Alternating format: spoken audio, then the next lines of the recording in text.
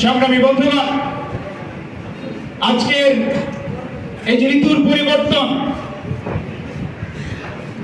ঋতুর আপনার আবহাওয়ার যে পরিবর্তন, শীত যেভাবে আমাদেরকে প্রচন্ড রকমের ভাবে কাঁপায়, অথবা গরম যেভাবে আমাদেরকে প্রচন্ড রকমের আপনার উত্তপ্ত করে, এই পরিবর্তনগুলো আজকের যত বেশি আমাদেরকে প্রভাবিত করে, তার চেয়ে বেশি প্রভাবিত করে আজকের সমাজের অন্যায়, জুলুম, নির্যাতন, কথা এবং কাজে গরমিল, নীতিহীনতা। আর এর সবচেয়ে বেশি ক্ষতিগ্রস্ত হচ্ছে, সবচেয়ে বেশি সাফার হচ্ছে আমাদের সমাজের যুবক বন্ধুরা। আজকের যুবকরা আবৃগির মতো ধ্বংসকামী হয়ে গেছে। তাদের সামনে তুলে ধরা দরকার ছিল এমন একটি আদর্শ, যে আদর্শ তাকে নিজেকে চিনতে শেখাবে, যে আদর্শ তাকে অনেক প্রশ্নের উত্তর দিবে, যে আদর্শ তাকে সঠিক পথের দিশা দান করবে। অথচ আজকের আপনাকে যদি প্রশ্ন করি, আপনি কি শান্তি চান নাকি যুদ্ধ চান, আপনি কি বলবেন? শান্তি চাই।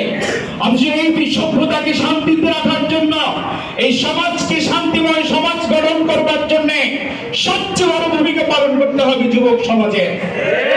আমরা এই যুবক সমাজকে অনেক অভিযোগ দিয়েছি, তারা নরসন্তুল হয়ে যাচ্ছে, তারা ঘুমিয়ে দিন পার করছে, তারা গেমস খেলে জীবন শেষ করে দিচ্ছে।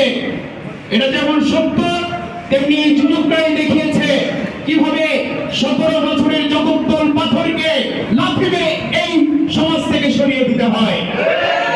সুতরাং আমি মনে করি, ইসলামের ইতিহাসে যেই হযরত মুসাব রাদিয়াল্লাহু তাআলা আনহু, হযরত খাব্বাব রাদিয়াল্লাহু তাআলা আনহু, হযরত খুবাইব রাদিয়াল্লাহু তাআলা আনহু, শত শত যেই যুবক সাহাবীরা যারা তরবারির নিচে নিজেদের মাথাকে পেতে দিয়েছে, যারা জাহাদের ময়দানে হুঙ্কার ছেড়েছে, যারা ইসলামের জন্য সারা পৃথিবীতে ইসলাম কায়েম করবার জন্য নিজেদের ঘোর খুরকে এক মুহূর্তের জন্য ইসলাম দিতে জানে।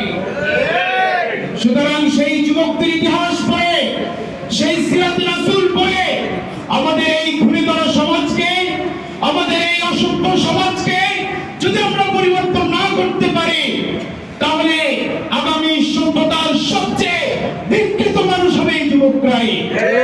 কিন্তু আমরা কি সেটা হতে দেব?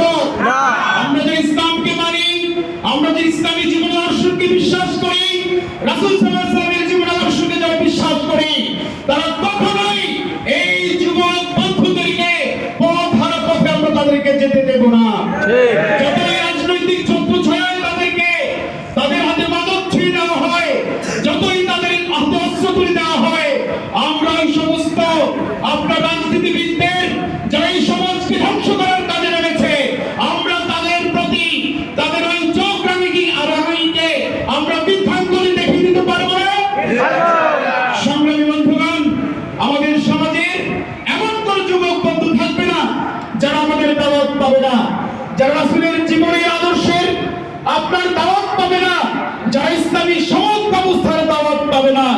সুতরাং আমাদের প্রত্যেকটি যুবক বন্ধুদেরকে, আমি যুবক শুধু কাঁচা দাড়িওয়ালাদেরকেই বলছি না, যারা বৃদ্ধ হয়েছেন তাদের হৃদয়কেও যুবক বানাতে হবে। আমরা সেই সকল যুবকদেরকে বলছি, আগামী দিনের সভ্যতা হচ্ছে ইসলামের সভ্যতা, আগামী দিনের রাজনীতি হচ্ছে ইসলামের রাজনীতি। বাংলাদেশ। সবাইকে অসংখ্য ধন্যবাদ জানিয়ে আমি আমার কথাকে শেষ করছি।